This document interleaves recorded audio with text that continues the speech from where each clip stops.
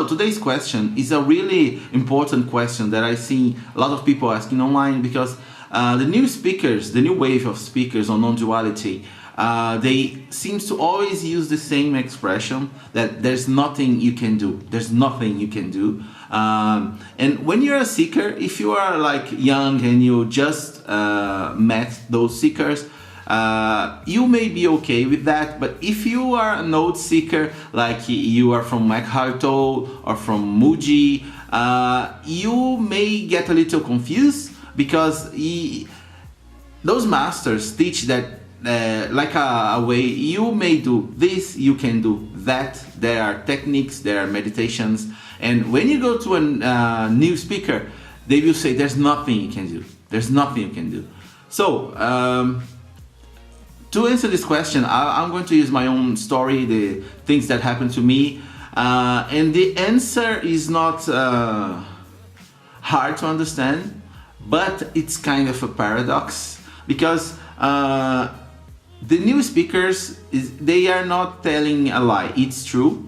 In a way, there's nothing you can do. There's nothing you can do to achieve it directly. As a like you do this, then you're going to be liberated. No, there's nothing, my cat. There's nothing you can do directly, but you can invest in it.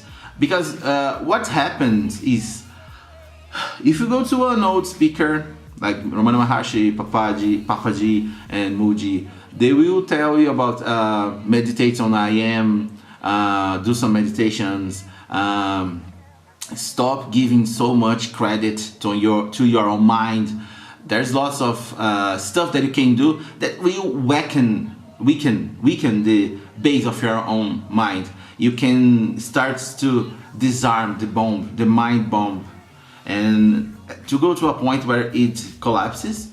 So there are some stuff that you can do, but when the new speaker says that there's nothing you can do, it's true, because you may meditate for 10 years, 20 years, and nothing happened. So in a way, I cannot give you a recipe, a perfect recipe, because each human being is too different one another. So there's no recipe. So when they say that, it points to two things. First one is that the one trying to get liberated or enlightened, it does not exist, which is the ego, is the thinking mind, is the one that does not exist. So it's true, there's nothing he can do because he does not exist.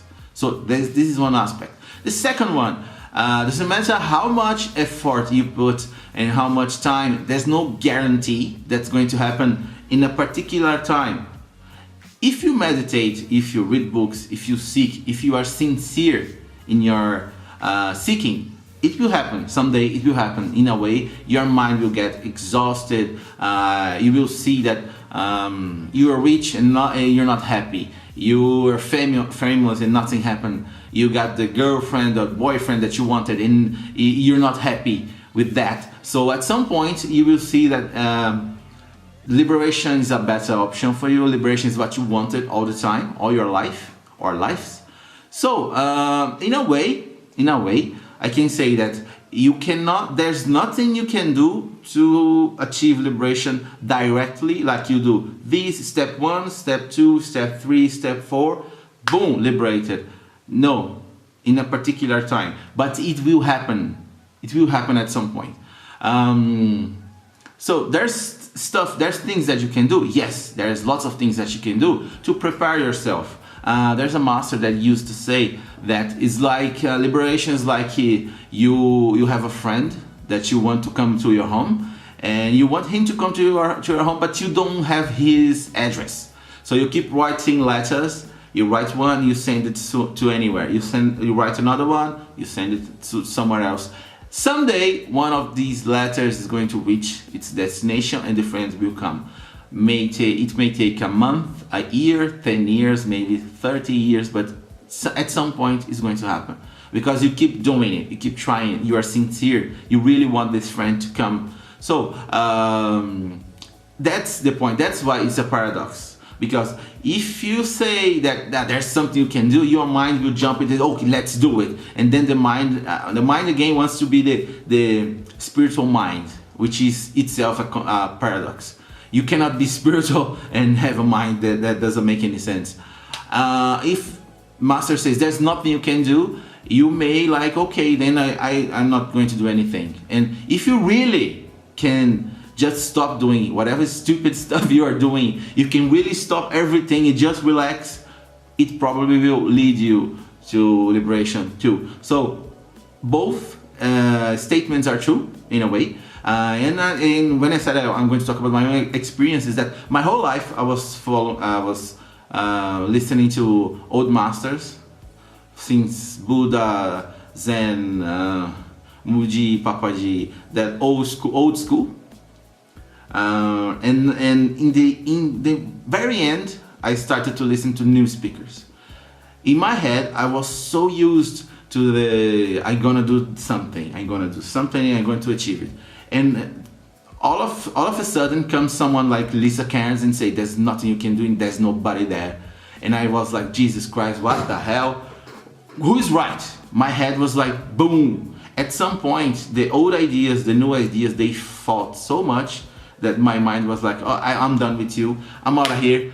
See you never.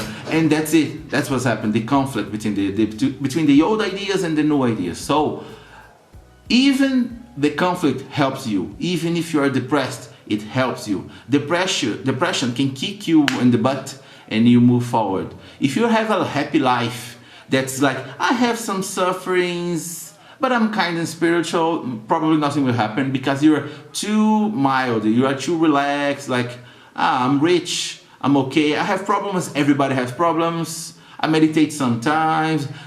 You may get liberation, maybe it's really hard that way because you're just surfing on life. But when you're suffering, when you're depressed, when you're in really the bottom, those difficulties is going to help you. So that was the video today. If you have any questions, write down in the comments. I have my Skype, it's Jairu hakuin, and there's the correct name right in the description. Thanks for watching. See ya.